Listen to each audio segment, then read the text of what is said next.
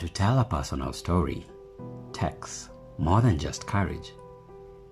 And when that same story is not laced with any feasible attractiveness, no flashing lights, no high-revving heavy engines, or even camera clicks to create a continuous gloss of glam, then, my dear trader, there is a story that even a cup of coffee or hot chocolate cannot take you through, for even your mouth tenses from the mere feel of it. There is instead a story that calls for an open, tender heart and catch-up ears in addition to a desire to listen some more. So, before we begin, blessed days and pleasant nights. Welcome. Now these sketches of untold tales takes me out of the city and down the backpacked and trodden paths of not only the outskirts, but of the extreme depths of the Transmara region, a place mostly linked to the now famous Masai Mara National Reserve. Welcome to Kilgoris. In this small, rarely mentioned town was a young schoolgirl, fair to chocolate in complexion, hailing from a family not well spoken of in police stations or even social gatherings. Her mother, a well-known local drink brewer, and her little brothers, not much to tell about either.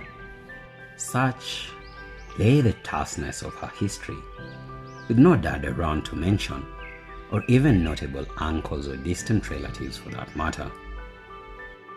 Ever at one point grown up wondering why you didn't have any influential uncles or even aunties, or not to forget, successful elder brothers and sisters like some of the neighborhood kids had? This, my dear trader, was the constant question that rummaged through this little girl's mind most often. Now, despite this setback and lack of luster to her story, like most others among us, there was a beauty deep inside her that almost went unnoticed. She was that fair lady among her peers. But as they said, we can never eat fairness or even beauty, for what is beauty without money? I mean, even her current school fees was only taken care of courtesy of a bursary and a sponsorship.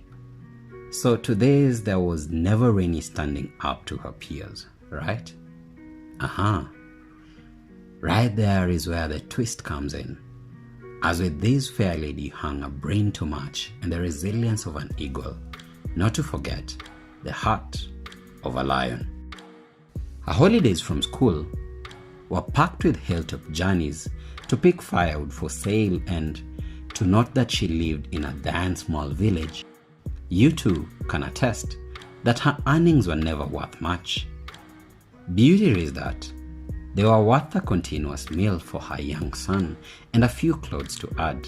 Interesting, right? Call it the protection of a bear to her cub, despite the odds being all against her in the wilderness. You must be asking by now where the supposed dad went to, and to the same I might also wonder, but trick is, I am sure a secondary student in her second year, still willing to continue her studies while having a little baby at home, is most definitely not married, right? A beautiful script hence plays itself right before us as her little brothers become early uncles.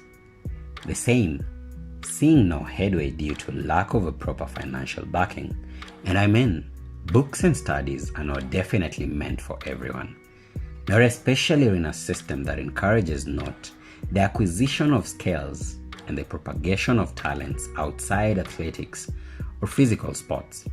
I mean, even the latter are scarcely encouraged, as our society has been brought up to cram and keep cramming, and once one emerges as the best crammer, then will they get a good job?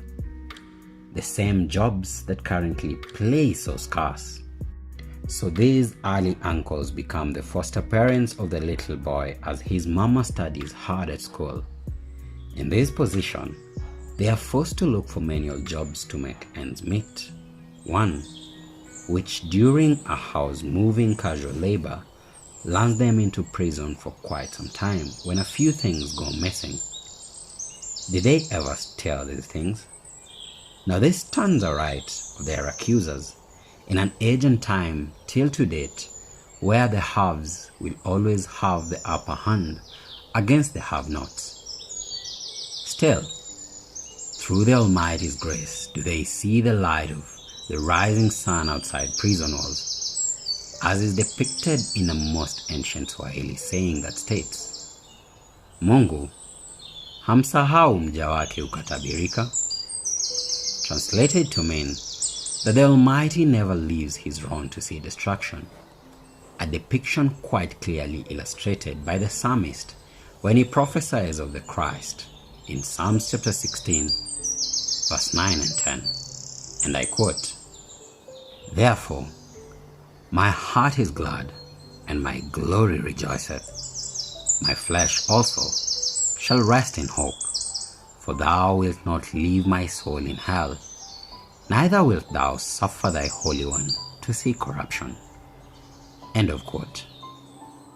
Now back home and back to the same grind, they keep at it, always making sure that the little lad lacks nothing in terms of food, and this sure goes a long way to ease childcare burden off of grandma's shoulders.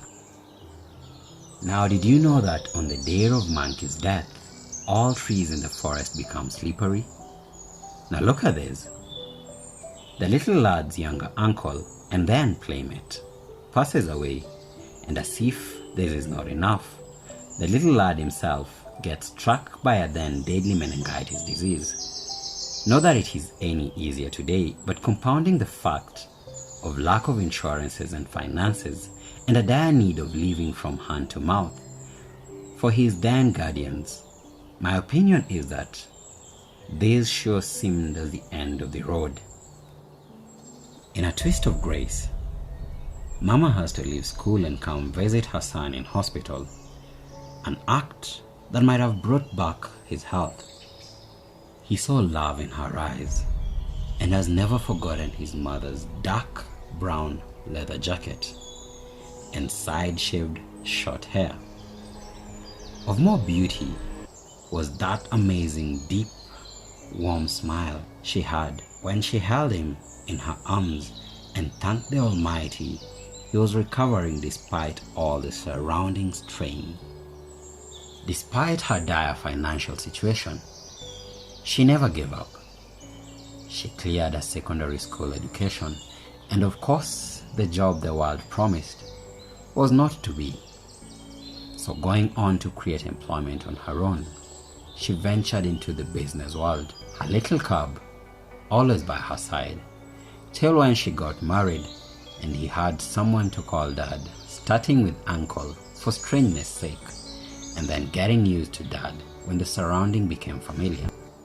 Now this allowed his mom to venture off more and afford him better education, the same she and her siblings never really afforded. If you'd want to know what became of his uncles and himself, do not be surprised, but leave your comments about this story below. And don't you forget, the same uncles played a part of telling him stories when there was no grandpa around to tell him any.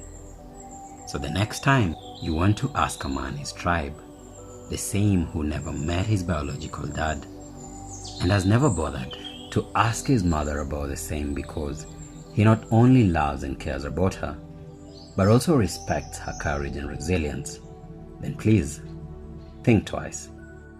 And to all the mothers out there who go to extreme lengths to support their kids, God Almighty bless you abundantly. This is my story, and that is my mother. What's your story? Now until next time, my dear trader, stay blessed and stay safe. Paper, the sketches of life.